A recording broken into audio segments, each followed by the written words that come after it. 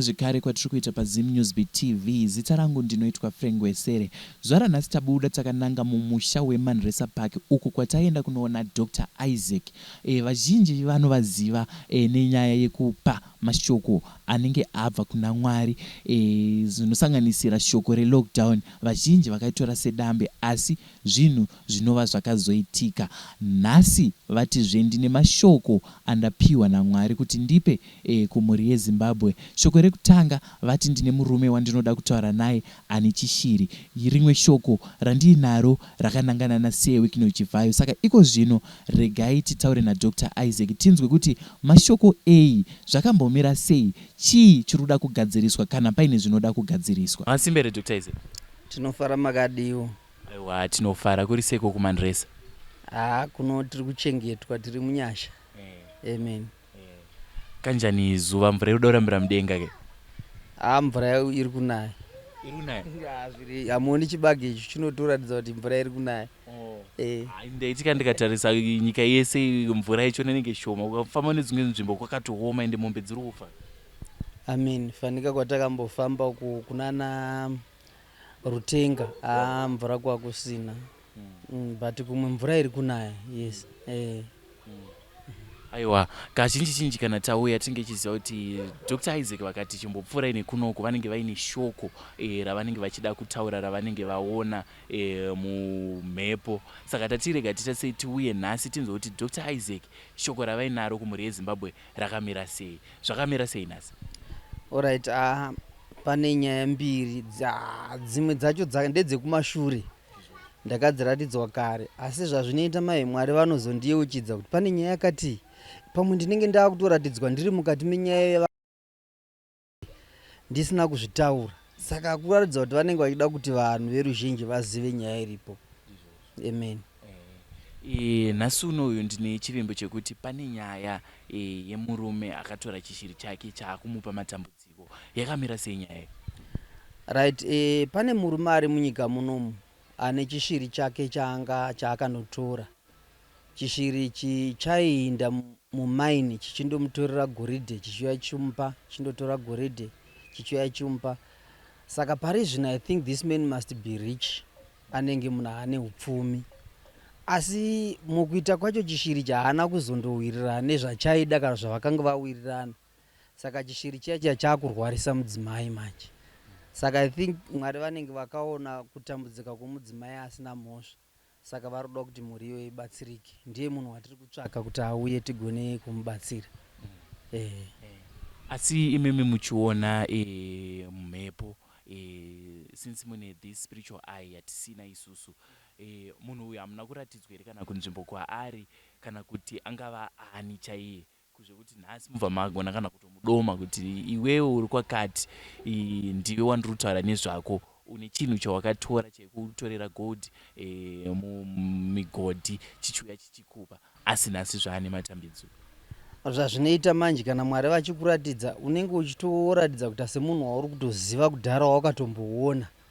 Asi kana kuti wazoti ndichiziva ndamuka sezvozvizvi ndichiziva kuti munhu wakamira sewakada, asi what I know, haasi mwana mudiki, munhu ari over 30 but haasvike ku50 years. Ari pakati between 30 to 50 ndo makore anawo. Nekuti munhu wandakatomboona. Asi nenyaya yekuti ukaona munhu face haungakwanisi kuziva zita rake kana kuti unogara kupi, kazhinji zvinonetsa. Asi what I know ndezvekuti munhu womuno, nokuti aitotaurawo shona. Akatoendawo pamuprofita waakaenda, ndobva ndasvika pamuprofita wacho masinagoga. Ndobva ndasvikawo pamuprofita ipapo, ndobva muprofita wayo atadza kuzvitsanangura kana kumutsanangurira nyaya iripo chaiyo zvizere. Ndobva ndati aiwa nyaya yako iyi ndoiziva, mira ndikuudze inini. Nyaya yako yakamira so mbva ndamudza zvose zviri munyaya yake. Ndobva abvumawo naye kuti zveshuwa mimi ndimunotoziva nyaya yangu chaiyo. Zvinoratidza kuti zviro kwazvo nyaya yenyu makaitora kuna Mwari. Hakuna umwe munhu angaziva izvo kunze kwaMwari. Ndikati yes, ndiyo nyaya yandaratidzwa. Asi ndakazoratidzwa mudzimai wacho ari panhoo. Zvikanzi uyu akuiswa panhoo nenyaya yekusawirirana kwakaita uyu murume nechishiri chake. Saka zvinoda kuti zvigadziriswe. Amen. asi muchiona muhope idzidzi Dr. Isaac, chandoda kunzwisisa ndechekuti murume uyu anga ane nguva achishandisa chinhu chake ichichi, zvinhu zvese zvichiendeka, chazokonzeresa matambudziko muchiona mumhepo imimi chii? Atyora mhiko here dzaangakapiwa kana kuti zviri kufamba sei?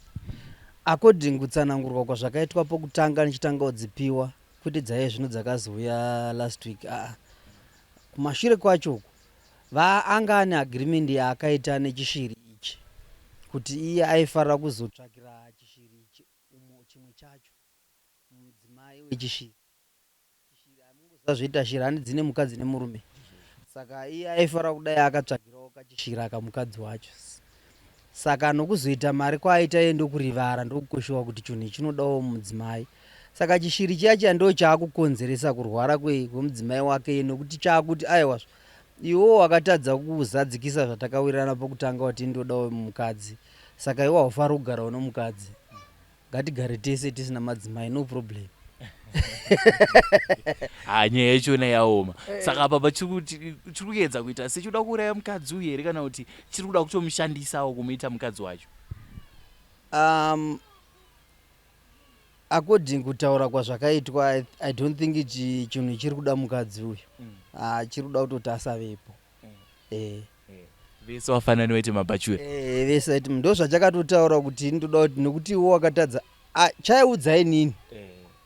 Chinhu chaiudzai nini? Nyaya iripo. Saka ndiri munhu anotoziva straight kubva kunyaya yechinhu chacho chichitaurira nini pane dambudziko, saka ndoziva ndoziva pane nyaya yese. Icho chiri kuda kuti vese ngatiite hedu mabhachura, nekuti iwewe wakatyora zvatakawirirana kuti uchanditsvagirawo mukadzi. Ndo chokwadi ichocho. Saka chakuti aiwa ungaiti mukadzi ndisina, saka garawo usina, torarama hedu takadero, no problem. Saka Mwari vanzwira amai avatsitsi.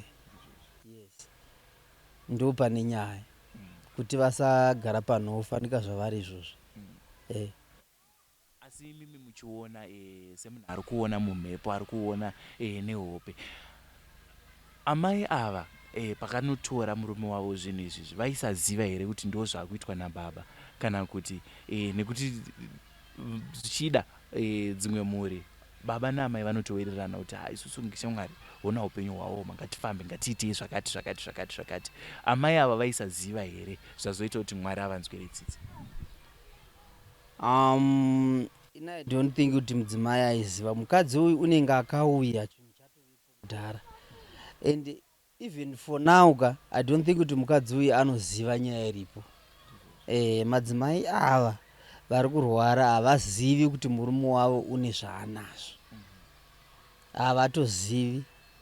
Chavanongoona ipfuma, kuuya kwemari nokudii, ndo zvavari kuona, nokutenga dzimota nedzimba vachitenga vachidevelopa vachida, asi kuti mai ava vaziveka, I think havazivi nyaya iripo chaiyo. Havazivi kuti pfuma iri kubva papi. Murume ndiye anoziva secret yemurume. Pakaoma varume nemasikireti ekutsvaga bhegi hamawani. Harari risina kushata zvaro, but kana vanhu vachinge vaita zvavanenge vaita, ngati vanhu ngavawirirane pane zvavanenge vaita. Kana chisingaurayisi vanhu, chisina ropa mukati, ina ndioni dambudziko racho. Asi kana zvaakuzoita ropa zvokuda kuzouraya mai ava manje, ndopashata, ndopaakupindirawo Mwari kuti aiwa hazvisirizvo. Alright, tichiuya ipo panyaya yatiri kutaura yemurume uyu akanikirikina akanotora chishiri chake ichichi, makuona imimi sekutsanangura kwamaita kuti paaida kubatsirwa, ndakanga nditorepo, paaida kubatsirwa pachona munhu aimubatsira aiva netsanangudzo here dzamuri kutipa nhasi, kana kuti aisatoona zvazoita kuti imimi mubva maoneswa kuti dambudziko rapa rakamira so, batsira mudzimai uyu nenzira yakati? Sezvandakambotaura zviya, ava varume ava vemasinagoga vanga vagare pasi, voitirwa munamato, vagone kubatsirika kuti vanyatsoudzwa chokwadi chiripo pakati pebasa ravari kuda kuita kana kuti ravari kuita. Aidzamba kudzamba kwacho kwaaitoita unenge anga achida kutorasika, aitorasika, in fact anga akuda kuenda musango. Saka inini semunhu wanga achiziva pane nyaya mai, ndakabva ndatoendapowo ndichida kubatsirwa ndiveki ndaendapowo ndichida kundobatsirwa asi ndiri ipapo ndichingosvika kudai uyu wanga ari mberi kwangu wechishiri saka paakandogwadama achida kuti andotsanangurirwa nyaya yake ndakaona nyaya ichinda kudondo ndobva ndayeuchidzwa nengirozikai nyaya iyi unoiziva ndiwe tsanangurira murandarume ndozvawavinga pano kwete kubatsirwa chitsanangurira uyu munhu uyu nyaya yake ndobva ndachimutsanangurira exactly nyaya yacho zvairi ndokubva achibvuma murume wechishiri kuti zveshuwa zvinhu zvamuri kutaura dhokutaka ndizvo chaizvo chaizvo ndozvakaitika hapana pamakuta hapana pamawedzerera hapana pamatapudza zvinhu zvamataura ndizvo chaizvo chaizvo saka chindibatsirai iwo vanhu vakawanda vanga varipo vanga vachida kubatsirwa nouyu muprofita wesinago vakabva vabuda paya vakuuya kwandiri kuunganira mimi ndimunoziva muri kutaura zvinhu zvamwari chaizvo chitibatsiraiwo ndikati aiwa ini ndinotumwa kumunhu wandatumwa iyeye wandinenge ndatumwa ndiye wandinekwanisa kundotaura namwari ndichivati chibatsirai zvemunhu wamaratidza zvinhu zvake uyu chimubatsirai mwari ndo vanobatsira munhu kwete kuti ini ndokumbirira vanhu mose kuti iwo dambudziko rakati ionda handidaro ini ndiri musondosi wamwari ndinoudzwa zvinoda mwari iyi ndongoudzawo vanhu sezvazviri pamwe futi pandiroda kubvunza Dr. Isaac zvichida kune vakawanda vakatora izvo zvichiri izvozvizvi zvinoenda zvichinovatsvagira pfuma zvichiuya zvichivapa zvichivatsvagira pfuma zvichivapa kuti uyu munhu wamuri kutaura nezvake nhasi ange achiziva kuti nyaya iyi inyaya yangu mumakereke maari kutenderera makereke akaita sei ndeechipostori here kana kuti ndeaya ari kumazuva anana papa aya efayafaya ari kutenderera kumakereke kupi nekuda kwedambudziko rakonzeswa nechishiri? Alright, izvozvo Mwari vakandiratidza akaenda kun'anga zvikandoramba iye chaari kuzama kuda kuita kutsvaka kuti mukadzi wake abatsirike haasi kuziva kuti nyaya iri kukonzeresa ndeyechishiri chaakandotora. So nyaya yatiri kuda kuti azive ndeyekuti iwo kana wangaone chishiri chawakandotora chaachindokutorera mari goridhe mumaini chichuya chichikupa ndiwo wacho watiri kureva. Kana une mudzimai ari kurwara ari panovo ndiwo wacho watiri kureva. Kana une mudzimai ari kungoperezeka zvisinganzwisisiki ndiwo wacho watiri kureva. Uya tigone kubatsira mhuri yako mugare zvakanaka. Maprofita amabvunza ndakaratidzwa arema asina guno kuti wanga asina gemenzi munhu anga achitoriwo nesutu akatopfekawo zvakanaka akatomirawo mberi kwevanhu achiratidza kuti ari kuita zvechechi zvokuprofita mumachechi. Ndakaratidzwawo masinagogo vana papa venyu ava ndiwo wandakaratidzwa wacho ipo panana papa paDr. Isaac ndofunga mango pabata mbichana asi ndoda kuti ndikudzorere ipapo chii chiri kukanganiswa neivo vanhu vemakereke ava zvekuti zvichida handizive sekuti handina ziso remweya chiri kuvatadzisa kuona matambudziko chaiwo anenge auya nevanhu kuti dambudziko rabva apa rakonzereswa nechakati zvinoita kuti vazodzamba-dzamba mumakereke kana kuti vamwe vanoti taona problem yakonzereswa nechakati asi hatina zambuko. Vari kukanganisa papi? Ndimi musondosi waMwari katitsanangurire ipapo kuti chiri kuvhiringidza vanhu vaMwari kuti kana vaona dambudziko vagone kubatsira munhu zvichiperesesa kana kuti vatotadza kunyatsoona vadzambe-dzambe chii? Ndine vhesi randakadzidziswa riri mubhaibheri. Jesu ndiri kungotaura zvariri, handisi kutaura vhesi racho rinonzi ndingi, ndiri kutaura zvariri kureva. Vhesi iri Jesu unoti waMwari chaizvo vanoita zvaMwari muchavaona nemabasa. Muchavaona nemabasa. Kana tichitaura mabasa kuti munhu kana anga achirwara apa anoporesewo tosumuka ofamba oenda fanika zvaaita. Kana wanga ne mweya yakaipa inodzingwa mweya iyoyo haichadzoki kumunhu iyoyo zvachose inobva yaenda. Ndio mabasa airehwa naJesu. Naiwo mabasa atinobatawo mudzimba matinogara nevatinogarisana navo. Nokuti zvirema, mapofu, chirikadzi nenherera ndezvemaprofita. Asi kana muprofita ari yakutora achiunganidza pfuma pamba pake ndio mabasa airehwa asina kunaka. Mabasa anorehwa ndeyekuita zvinhu zvakanaka zvisingashoreki zvinorumbidzwa nevanhu. Saka zvino ukatarisa vana papa venyava vangani vari kukwanisa kupawo kana munhu kana skate hayo kana heti yokuti pfeka ovhare zuva, asi vanofamba nemota, vanogara dzimba dzakanaka nemari yevanhu vanenge vachibatsira. Dzimwe ndedzechegumi dzinofanira kuva dzinenge dzichishanda kuitira varombo, nherera nechirikadzi, zvirema namapofu kuti vagarewo zvakanaka. Saka mabasa ndo ari kushota. Vakagona kuitawo mabasa akanaka, pamwe vanogona kupindawo mukati menzira. Plus vazhinji vacho urombwa kuwedzerera. Vamwe vanoshandisa chiprofita chemisoro yemagora kuti vanenge vakamhenu zvavanenge vakaita. Saka izvozvo Mwari havakuverengika hosi kwaMwari, nokuti unenge wapa kutsvaka mari kwete kutsvaka Mwari. Zvasiyana. tichidzoka ipo padambudziko remurume wekunotora chishiri chainomutorera goridhe mumigodhi chishuya chichimupa. Ndoziva kuti pavanofamba even kana kung'anga yamatsanangura kuti akatomboenda kung'anga, kune dzimari dzinodiwa dzinenge dzichida kubviswa, kune pfuma dzinodiwa kuti dare rifambe utange kubatsirwa. Chiri kudikanwa kuti mukadzi uyu aite zvakanaka chii, Dr. Isaac? Kutsvaga Dr. Isaac first.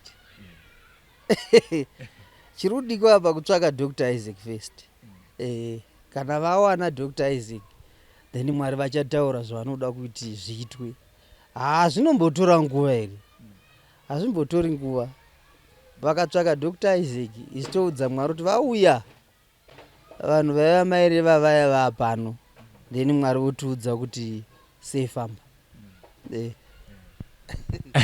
Ndofunga muri kuzvinzwira muri yeZimbabwe kuti kunze uku kana kune varume vakanobata chishiri chinovatsvagira pfuma kuti chinongoya chichivapa, chava kukonzeresa matambudziko akuita kuti mukadzi arware, mukadzi aperezeke zvisinganzwisisike.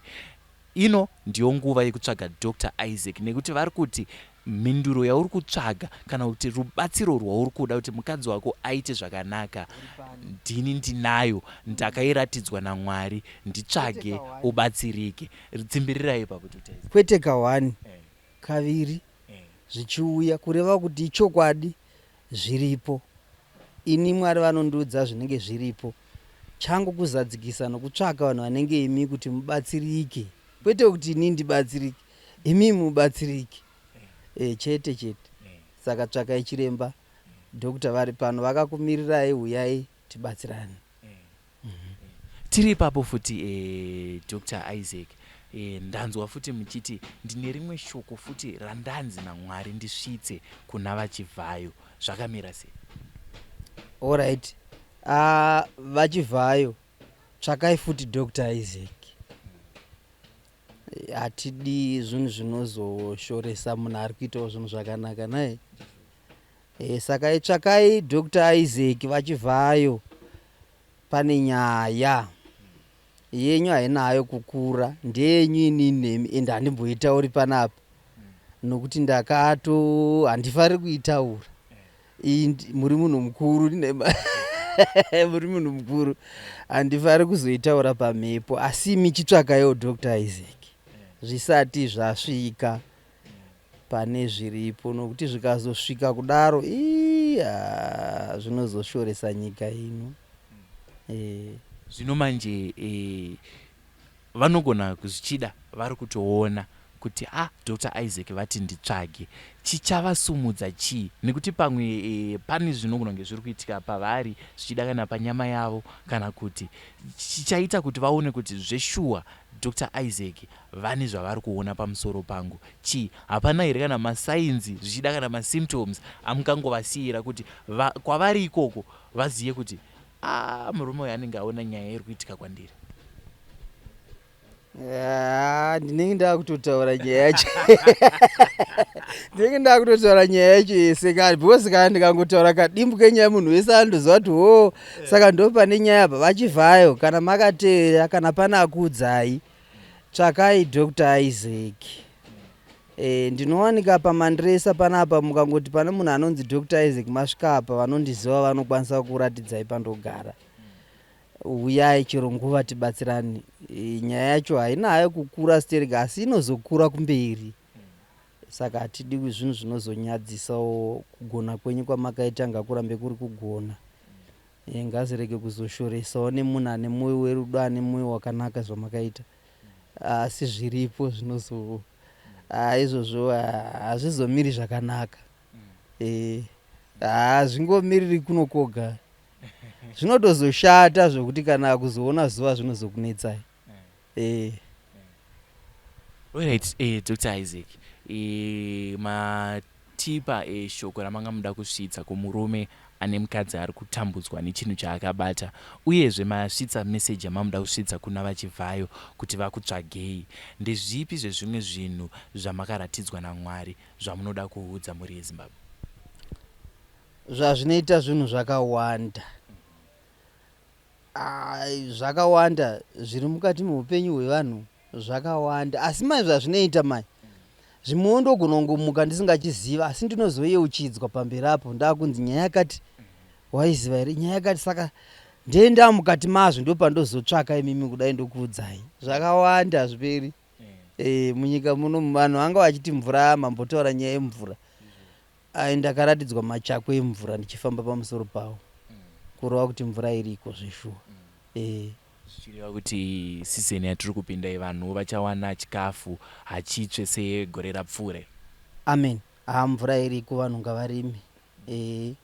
Ndakaratidzwa ndichifamba mumachako emvura, kureva kuti mvura iriko. In fact, matangira andakaita zvakatanga fanika rainmaker munyika muno. Gore roga roga rainaya mvura ndaiudzwa first isati yanaya kuti zvinofamba so zvichidai zvichidai zvichidai. Ndo sequence yandaishandisa kuteedza zvinotaura Mwari, ndichingoona zvichiitika zveshuwa kuti apa zvatoitika mvura iyi yazodai. Pamwe ndaitoratidzwa gore remvura mudenga nezvarinenge rakaita nemafambiro azvinoita, ndaidzidziswa zvose. Zvakawanda. Ndinenge ndichikudaidzai ndichikuudzai. Ko zvimwe zvezvinhu apa chandaa kuitira ndechekuti vanhu vaone chokwadi kuti aiwa zvinhu zvinotaurwa naDr. Isaac zvinhu zvinoitika. Ndezvipi zvimwe zvinhu zvamunoti ichi neichi ndakachitaura chikazototora nzvimbo muchirangarira pamaprophecies ese amapa? Chinhu chandakataura inini vanhu vakachiramba, asi COVID payakauya ndakandaudzwa kuti mashopu achavharwa. Ndakandaudzwa ndikaudzwa vanhu, but munongoziva kuti kana usati wazikamwa vanhu vasati vakuziva vanenge vachingoona sezvisina maturu. Ndakazombozamawo kuenda kuZBC, ndakatodzingwa fanika ndaida kutodyawo zvomabhini ipapo. Vakatondidzingawo. Ndichida kuvaudza infact zvesizeni, kana kuti sizeni yedu inenge yatichinjei Mbijana. You find kuti zvino mvura yakutanga kunaya muna December 25 chichi, asi kudhara yanaya October November. You see, pane kakuchinja kwesizeni, rain season yedu yekunaya kwemvura. But zvese izvo vanhu vairamba. But zvakawanda zvinotaura Mwari. Saka iko zvinezvi ndiri kunzwa muri kutaura kuti rain season yedu inenge yatichinjei, yakunaya December akuda kunopera. Kune vanhu vazhinji iko zvino vanga varonetsekana kuti saka toisa mbeu pasi here, toita sei, voisa pamazuva api zvingazoitawo kuti vazowana chekubata kana varima. Zvino takaita mhanza yakanaka kuti kwakaita wave yemvura yaibva kusaidi kunana Bulawayo ichiuya kuno kwose. That wave yakatibatsira kuti chero vakadyara zvino mbeu, panozonaya mvura yedu yesizeni yedu chaiyo, chibage chine chatosumukira Mbijana. Saka tinokohwa. Yes, tinokasira kutokohwa. Last time futi ndakanzwa muchitaura nyaya yehupfu uri kubva kunze. Yange yakamira sei nyaya iyoyo, zvichida kune vanenge vakaipotsa kuti vabatsirikane futi zviri kufamba sei? Hupfu hwatakudya zvino huna kunaka. Nyaya yehupfu sezvandambotaura paya, ndakazotaura nyaya yehupfu ndayazokudaidzai kuti titaure nyaya yehupfu, asi haina kuuya zvinoka. Yakauya pamwe muna Machi kudhara kana gore rapera muna November October koko. Hausi hupfu chete. nyika inoi kana tine mascientist kana tine vanovheneka chikafu chinodyiwa nevanhu, I think ndo time yavo inei. Ngativhenekerei chikafu chinodyiwa nevanhu, ringaa drink chairo, hungaa hupfu, ingaa flower, ngativhenekei chikafu chinodyiwa nevanhu. I think ndo kuzvigona nokuti zvakawanda mazepe chaiwo. Ngativhenekei chikafu chino, nokuti tinozopedzera nyika ino isina vanhu ino. Tiri kutaura zvenyika, tichitaura chikafu, tiri kutaura zvenyika, nokuti chikafu vanhu akadya chine chiri contaminated chasara ma-effects. Mamwe acho anokonzeresa kufa kwemunhu. So chikafu, kana tine mascientist munyika muno, ngativhenekei chikafu, ngatimboitai ngati chiko kasurvey kokuti tinongotora zvimasembu pachikafu choga choga tichindochitesta kuona kuti hachina chinonzi kenza here, hachina zvirwere here, zvekuti kana munhu akazonwa kana kudya anoafektwa. Yes. Saka neimwe nzira futi muri kutoudza muri yeZimbabwe kuti tichenjerere zvimwe zvinhu zvatiri kudya, nekuti kumberi uko maona matambudziko ezvirwere zvakaitwa ngana kenza nezvimwe zvakasiyana zvinozouraya muri yeZimbabwe. Amen. Especially madzimai edu, kana tichinge takawandisa madzimai ari munyika muno, hatimapedzi nokuvapa chikafu chinovauraya nai. Ndizvo here kuti kana tichitarisa pacensus toona kuti madzimai ari munyika muno akawandisa, toda kuvapedza nenyaya yechikafu chatinouyisa kuvanhu kuti vadye. Ndizvo here, tikadero Mwari havadi, nokuti vanozamasikira vakaita vanhu ivavo kuti vane zvinangwa zvokuti vave panzvimbo pavari. Saka in fact zvondigwadza nyaya yacho inozonditambudza. Saka ndichiteerera kutsanangura kwamuri kuita uko, inzira yekudzikisa uwandu hwevanhu, yekuti chikafu chakugadzirwa zvisiri izvo zvinozokonzeresa matambudziko kumberi. Because hakuna murume asina kukwana zvokuti unondosvika otora chikafu chaanoziva chine chefu pamhuri yake kuti idye. Hakuna murume akambodaro naye, nokuti iwe unotarisira kuti mwana wangu ndoda kuti azokurawo azoitawo mhuri yake. Ndiwo anonzi magenerations. Zvino kana tikauraya generation rimwe, handifungi kuti zvingabuda zvakanaka. Mitoriro iri kutaurwa ina kutanga yezvino yakatanga kare, vanhu taingotaura nezvazvo, kuchauya zvinhu zvakadai zvichazodai, ezvino yakutokuwadza vanhu vari kufa. Same nechikafu chatiri kutaura izvi, tiri kutaura zvehupfu, tiri kutaura zvemadhiringi, ngazviongororwe. In fact kune vanhu vakaenda kumayunivhesiti vanogona kuita basa iroro muno muwani. Ngavateste chikafu choga choga vachitarisa kuti hamuna here zvirimo zvinogona kukwadzisa vanhu utano chete. Aiwa, ndinotenda Dr. Isaac nemashoko amanga muiri nawo muzuva ranhasi.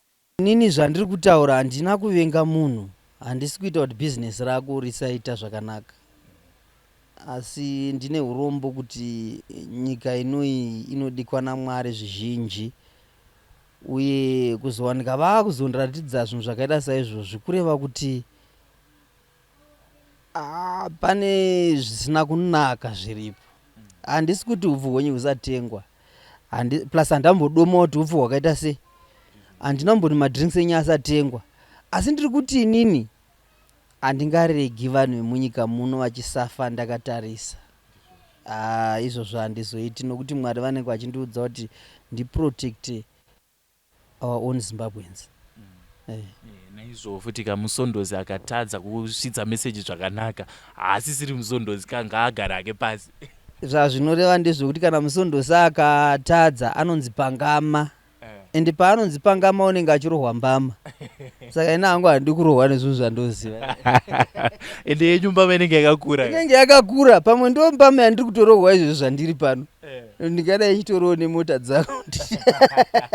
Yes. Saka ndinozotaura handiregi, especially zvenyika ino ichoro ndikaudzwa chakakura sei ndinotaura. Handiregi, ndo chidzidzo chandakapanana naMwari kuti zvamune mataura emini ndinosvitsa. Saka handiregi kusvitsa zvinhu zvinenge zvakakosha fanika izvozvo, especially zvine chokuita noupenyu hwemunhu, choro mudiki diki wemunyika muno, ndo zvandakatumwa, saka ndofanira kutaura. kana kuti ndakagara ndinenge ndichifara kundiudzawo vanhu ari very important. Pane zvaanenge akakoshera mukati meupenyu hwevanhu, especially nguva dzataakurarama nhasi. Kune vanotenda vanogutsikana chikafu chavo ishoko raMwari, ndiwo chikafu chavo. Zvino kana muchishayiwa chikafu muri kudyei? Ndo zvoga zvandine mubvunzo nazvo. Kana muchishaya chikafu, kana shoko chiri chikafu, zvino kana muchishaya chikafu muri kudyei? Chete. Vatanga chitandara navo ndi Dr. Isaac avo vatauya navo muzuva ranhasi vachitipa mashoko aningati maviri avari kuti abva kuna Mwari. Shoko rekutanga vanga vakanangana nemurume wavati ari kunze uko akanotora chishiri chaimutorera goridhe mumugoti chiuya chichimupa, asi nhasi uno vachitsanangura vanoti mukadzi wako ari panhovo ari kurwara.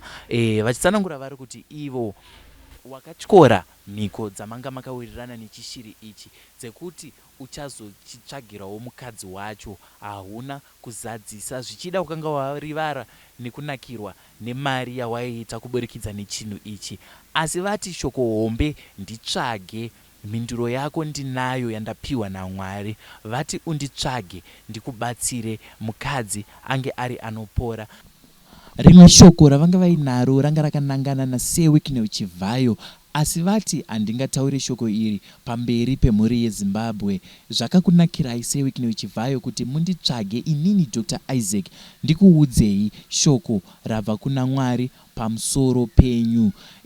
Kune vanoziva Dr. Isaac munhu anotaura zvinhu zvinozoitika, sekusanganisira nyaya yelockdown vakaitaura makore isati yatoitika, asi vanhu vakaitora sedambe. Zita rangu inini ndoitwa Frank Wesere, ndakamirira ZimNewsBeat TV muzuva ranhasi tiri munzvimbo yeManresa Park, tinoti chisarai.